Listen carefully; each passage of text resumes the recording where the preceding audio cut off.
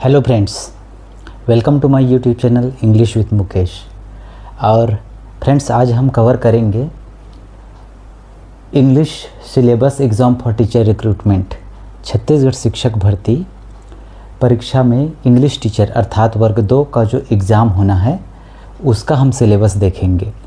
हम विस्तार पूर्वक इस पर चर्चा करेंगे कि किस तरीके से प्रश्न पूछे जा सकते हैं। तो चलिए शुरू करते हैं। यह आपका टोटल मार्क्स होंगे 100 के, 100 नंबर का कुल एग्ज़ाम होगा, परीक्षा होगी, जिसमें से जिसको पार्ट ए, पार्ट बी और पार्ट सी में बांटा गया है। तो चलिए, पार्ट ए जो है वो कितने मार्क्स का होगा?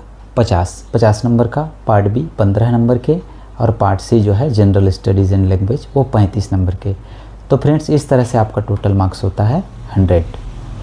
तो अभी मैं आपको चूँकि इंग्लिश के बारे में मैं वीडियोस अपलोड करता हूं, तो मैं आपको पार्ट ए के बारे में विस्तार पूर्वक बताऊंगा कि ग्रामर में, वोकेबलरी में, रीडिंग कम्प्रहेंशन में और पेडागॉजी में कौन कौन से किस प्रकार के टॉपिक्स इंक्लूड किए गए हैं। तो चलिए हम देखते हैं। यहाँ पर पार्ट ए से शुरू करेंगे। तो चलिए, यहाँ पर स्क्रीन पर आप देख पा रहे हैं पार्ट ए जो है उसमें से फर्स्ट सेक्शन वो टोटल 15 नंबर के हैं। 15 नंबर के हैं, जिसमें फर्स्ट वाला है डिटरमिनर्स। तो डिटरमिनर्स में क्या क्या आते हैं? Determiners words that determine nouns, जो संज्ञा को निर्धारित करता है, इसको निर्धारक बोलते हैं हिंदी में। जैसे a, an, the, this, those, some, many, एक है, एक से अधिक है, स्पेशल है, यह है, वह है, कुछ है, कितनी मात्रा में है, ये आपको डिटरमिनर्स बताते हैं। सेकंड है फ्रेंड्स इसमें आपका मॉडल्स। तो मॉडल्स में क्या आते हैं? Auxiliary verbs shows possibility, ability, permission. ये एक प्रकार से सहायक क्रिया होते हैं, हेल्पिंग वर्ब्स होते हैं। इसमें कौन कौन से आते हैं? Can, could, may, might, must, shall, should, will, would. तो इनके प्रयोग मैं फ्रेंड्स इसके बारे में विस्तार से हर एक टॉपिक के बारे में वीडियो बनाऊंगा। और यदि आपको इसकी तैयारी करनी है तो आप मेरे चैनल को सब्सक्राइब करें ताकि हर वीडियो की नोटिफिकेशन आपको मिलते रहे। तो चलिए, इसी में आपका थर्ड आता है सी, क्वेश्चन टैग।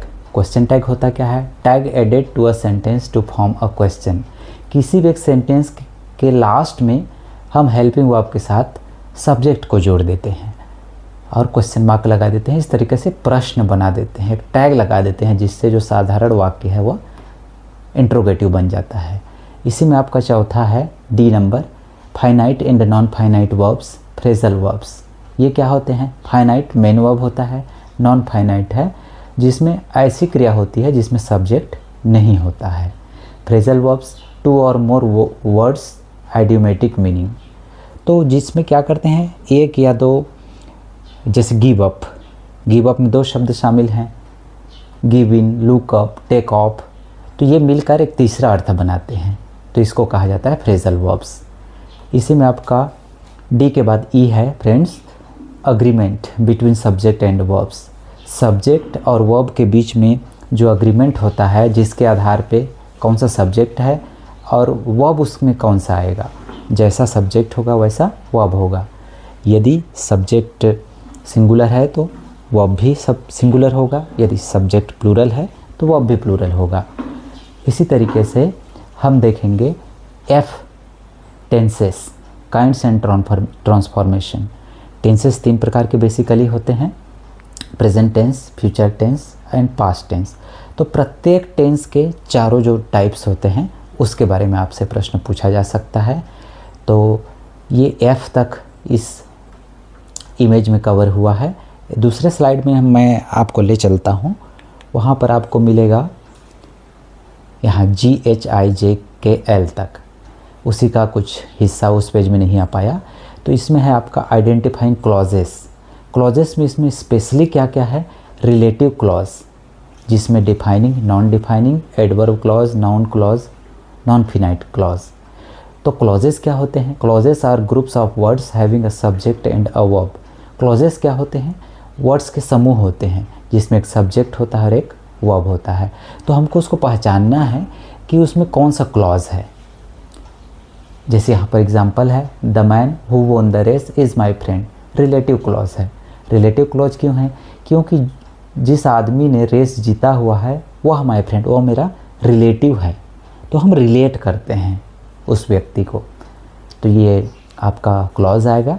फिर है इसमें एच, ट्रांसफॉर्मेशन ऑफ सेंटेंसेस। हमको ट्रांसफॉर्म करना है, बदलना है। यदि सिंपल सेंटेंस में दिया है तो कंपाउंड में करना है, कंपाउंड में दिया गया है तो कॉम्प्लेक्स में करना है, और कॉम्प्लेक्स में दिया है तो सिंपल में। तो किसी भी एक सेंटेंस से किसी बाकी जो दोनों हैं उस पर चेंज करने को आ सकता है आपके एग्ज़ाम में। चलिए आगे आते हैं स्पीच। स्पीच कितने प्रकार के होते हैं? 2 प्रकार के, डायरेक्ट एंड इनडायरेक्ट। डायरेक्ट में क्या होता है, जो जिसने जैसा कहा है वैसा कहा जाता है। जैसे she said I am busy, उसने कहा मैं बिज़ी हूँ। अब उसके शब्दों को हम कहेंगे, उसके वाक्यों को हम बोलेंगे। क्या बोलेंगे? She said that she was busy. अब उसके डायलॉग को हम बोल रहे हैं, क्या बोलेंगे? उसने कहा कि वह बिज़ी थी। तो यह है स्पीच। इस आगे आते हैं हम लोग सेंटेंस स्ट्रक्चर। सेंटेंस स्ट्रक्चर में इन्वर्जन और क्लैप्ट, ये 2 प्रकार के हैं। अब बदल सकते हैं इसको, ये आएगा आपका। फिर कंडीशनल सेंटेंसेस। कंडीशनल सेंटेंसेस क्या होता है? हमको कंडीशन दिया रहता है। इफ़ इट रेन्स, यदि बारिश होती है, वी विल स्टे होम, तो हम घर में रुकेंगे। इफ़ के साथ ये बनता है या अनलेस के साथ बनता है। तो इसमें भी बेसिकली 3 टाइप्स के होते हैं, कंडीशनल 1, कंडीशनल 2, कंडीशनल 3। मैं आगे वीडियो में सभी को टॉपिक्स को एक एक करके कवर करूँगा। लास्ट इसका आई जो एल जो दिख रहा है लास्ट, ये है इलिप्टिकल सेंटेंस पैटर्न। तो इसमें इलिप्टिकल सेंटेंस पैटर्न में क्या होता है कि हम आंसर पूरा नहीं देते हैं लेकिन अंडरस्टूड होता है, मीनिंग क्लियर होता है। जैसे आर यू कमिंग, तो हमको पूरा नहीं बोलना पड़ता, यस आई एम कमिंग, हम बोल देते हैं yes I am. Are you a teacher, yes I am. तो इस तरीके से ये आपका पार्ट ए का एक हिस्सा मैंने कवर किया। अब हम आते, चलिए फ्रेंड्स, पार्ट ए में देख लेते हैं सेक्शन 2, वोकेबुलरी बेस्ड क्वेश्चंस। ये कुल पूछे जाएंगे 15 नंबर के। इसमें से एक क्या है, word formation, root words and affixes. Root word मतलब मूल शब्द उसका क्या है। जैसे लकी है तो उसमें हमने अफिक्स जोड़ दिए, नया वर्ड जोड़ दिया, ये सफिक्स कहलाता है, प्रत्यय जिसको हिंदी में बोला जाता है। तो लकी नेस हो गया। तो यह है वर्ड फॉर्मेशन। वर्ड को निर्माण करते हैं मूल शब्द के साथ कुछ दूसरे शब्द जोड़कर। इसी में भी आता है आपका पॉलीसेमी और होमोफोन्स। पॉलीसेमी क्या है? One word many meanings. एक ही शब्द हैं, उसके कई अर्थ होते हैं। जैसे हिंदी में जल होता है, जल के कई अर्थ होते हैं। कनक होता है, कनक के कई अर्थ होते हैं। इसको पॉलीसेमी कहा जाता है। और होमोफोन्स, इसमें साउंड सेम होता है लेकिन मीनिंग डिफरेंट होता है। जैसे पेयर, अपीयर। और इसमें पॉलीसेमी में क्या है, बैंक और बैंक। एक बैंक होता है जिसमें हम पैसा जमा करते हैं, दूसरा बैंक रिवर बैंक मतलब नदी किनारे। तो ये पॉलीसेमी और होमोफोन्स है। होमो मतलब एक समान, फोन मतलब आवाज़, आवाज़ एक जैसी होती है। और इसमें अक्षर एक जैसे होते हैं, मीनिंग अलग होता है। इसी में आपका कोलोकेशंस आता है सी नंबर में। कोलोकेशंस क्या है, word that commonly go together. 2 word को जोड़ देते हैं और एक साथ। जैसे स्ट्रॉन्ग अलग वर्ड है, कॉफ़ी अलग है, हमने बोल दिया स्ट्रॉन्ग कॉफ़ी। इसी तरीके से डी में है वर्ड क्लास। वर्ड क्लास क्या है, ओपन से ओपन बना है, एक वर्ब है, ये एडजेक्टिव है। Change a word from one grammatical category to another. हमको शब्द को बदलना है एक कैटेगरी से दूसरे कैटेगरी में। जैसे टीच है, टीच एक वर्ब है, क्रिया है, इसे हम टीचर बना दिए तो वो क्या हो गया है, कन्वर्जन कर दिए, बदल दिए, परिवर्तन कर दिए। इसी में ये आता है आपका लेक्सिकल बंडल्स। लेक्सिकल बंडल्स क्या होते हैं, frequently used words together in natural language. मतलब वर्ड्स टुगेदर, वर्ड्स को एक साथ करके एक फ्रेज़ बना दिया जाता है, बंडल बना दिया जाता है। जैसे इन फैक्ट बोला जाता है, या फिर ऑन द अदर हैंड, दूसरे तरफ से, दूसरे तरीके से, मोर और लेस, कम या अधिक, कम या ज़्यादा। तो ये होते हैं लेक्सिकल बंडल्स। इसी में आपका एफ आता है आइडियोमेसिटी एंड ओपेसिटी। आइडियोमेसिटी क्या होता है, meaning not from individual words. Kick the bucket, बाल्टी को मार देना, लात मारना, लेकिन इसका अर्थ क्या होता है, मर जाना। तो मुहावरा जो हिंदी में हम बोलते हैं वो है। इसमें आपका ओपेसिटी क्या है, meaning not clear from parts. इस वाक्यांश से मीनिंग क्लियर नहीं होता है, उसको हमको समझना पड़ता है। जैसे सी आई टू आई, आँखों में देखना, उसका अर्थ क्या होता है, अग्री करना। तो हमको इसको मीनिंग क्लियर नहीं होता है, अनुमान लगाते हैं। इसमें आपका जी आता है फिगर ऑफ स्पीच। इसमें इन्वर्जन, मेटाफॉर, सिमिली, पर्सनिफिकेशन, ये सारी चीज़ें आती हैं। ये मैं आपको सभी चीज़ें डिटेल्स में एक एक टॉपिक का वीडियो बनाकर दिखा दूंगा। तो चलिए अब इसके बाद बढ़ते हैं पार्ट ए का थर्ड सेक्शन है, वह क्वेश्चंस बेस्ड ऑन रीडिंग कम्प्रिहेंशन। क्या पर बेस्ड रहेंगे, पढ़ कर जो हम समझते हैं उस पर। इसमें क्या आएगा, 2 और 3 अनसीन पैसेजेस फ्रॉम डिफरेंट जेनरास, अलग अलग विधाओं के, जैसे गद्यांश के और कविताओं के, ड्रामा के, आर्टिकल्स के, एडिटोरियल्स के, साइंटिफिक, लिटरेरी जो लिए गए हैं, अध्याय लिए गए हैं, उनसे ये पैसेजेस रहेंगे। और पैसेजेस को हमको पढ़ना है और इसमें क्या है, अनुमान लगाना है, वो वेब टेस्ट होगा और जो सीक्वेंस है उसका भी टेस्ट होगा। देखिए कम्प्रीहेंशन क्या होता है, understand the passage main idea details. उस पैसेज का मेन आइडिया क्या है उसको समझना होता है। सेकंड है इसमें इन्फेरेंस। इन्फेरेंस क्या है, draw conclusions from the given information. जो जानकारी दी गई है उससे हमको निकालना है, सार निकालना है। Vocabulary, meaning of word, synonyms, antonyms, context. तो ये शब्द भंडार है, विलोम शब्द हैं, समानार्थी शब्द हैं, ये सब के बारे में इसमें पूछा जाएगा। Tone, author's attitude, serious, humorous, critical, ETC. और उसको लिखते समय ऑथर का, जो लेखक का के विचार हैं, उसका नज़रिया क्या है, सीरियस हैं या फनी टाइप के हैं या थोड़ा सा वो आलोचनात्मक है। इसमें आपका आता है रेटोरिकल डिवाइसेस में figure of speech, style, purpose. Speech के भी कई फिगर्स होते हैं, जैसे अलंकार होते हैं हिंदी में उस प्रकार से। और इसमें 6th है logical sequencing, order of events, cause and effect, best sequence. मतलब जो घटनाएं हैं उसका क्रम क्या होगा, कारण भी पूछा जा सकता है, इफेक्ट उसका प्रभाव भी पूछा जा सकता है। तो हम तैयारी कैसे करेंगे, read the given passage carefully. उस जो पैसेज दिया गया है उसको बहुत सावधानी से पढ़ेंगे। Answer questions based on the meaning and the context. और उसी संदर्भ में, उसी अर्थ के आधार पर हम आंसर देंगे। Use your knowledge of vocabulary, grammar and logic. आप अपने जो शब्द ज्ञान है, जो व्याकरण ज्ञान है, अपना जो मस्तिष्क है, दिमाग है, उसके आधार पर आप अपना आंसर बनाएंगे। Pay attention to the tone, style and purpose of the passage. एकदम से ध्यान दे के, अटेंशन करके हमको उसको समझना पड़ेगा। तैयारी कैसे करेंगे, टिप्स क्या है उसके, तो रीड द पैसेज 2 और 3 टाइम्स बिफोर आंसरिंग।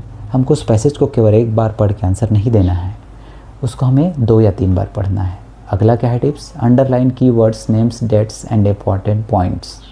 हमको अंडरलाइन कर देना है। यदि आपको लगता है कि ये वर्ड इम्पॉर्टेंट है, ये नाम इम्पॉर्टेंट है, ये फैक्ट इम्पॉर्टेंट है, तो उसको अंडरलाइन करिए।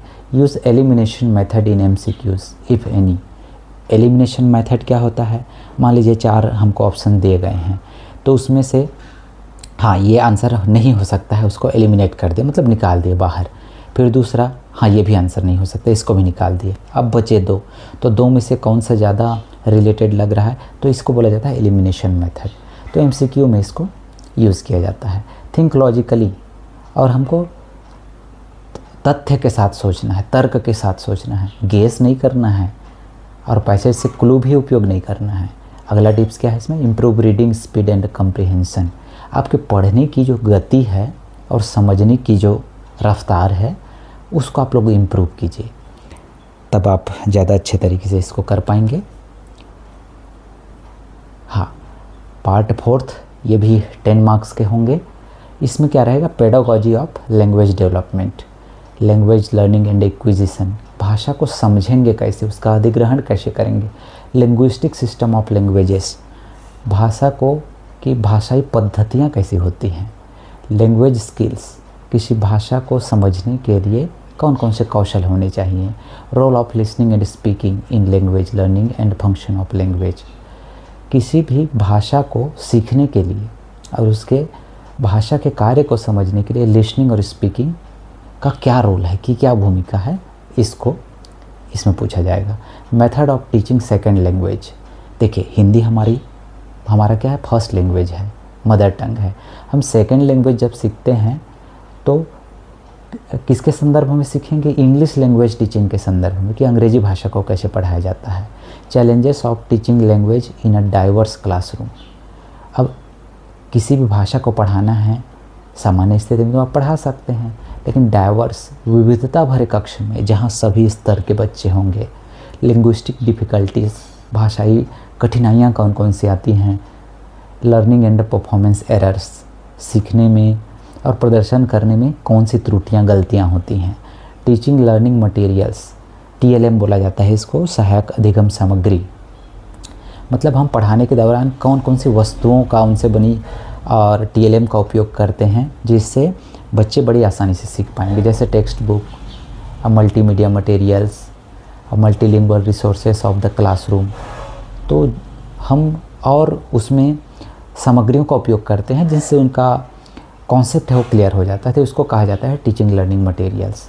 उसके बारे में आपसे पूछा जाएगा। Remedial teaching in context of language teaching. Remedium अर्थात होता है उपचार, निदान। तो यदि एक बार में बच्चा नहीं समझता है, विद्यार्थी को समझ में नहीं आता है, तो रेमेडियल टीचिंग दिया जाता है, उसको उपचारात्मक शिक्षण हिंदी में बोला जाता है। उसको दूसरे तरीके से सिखाने का प्रयास किया जाता है।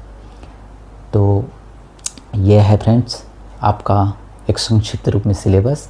मैं इस पर हर एक टॉपिक पर आगे वीडियो बनाने वाला हूँ, तो इस चैनल के साथ जुड़े रहिए और अपनी तैयारियां करते रहिए, अपने लक्ष्य को हासिल कीजिए। Thank you very much.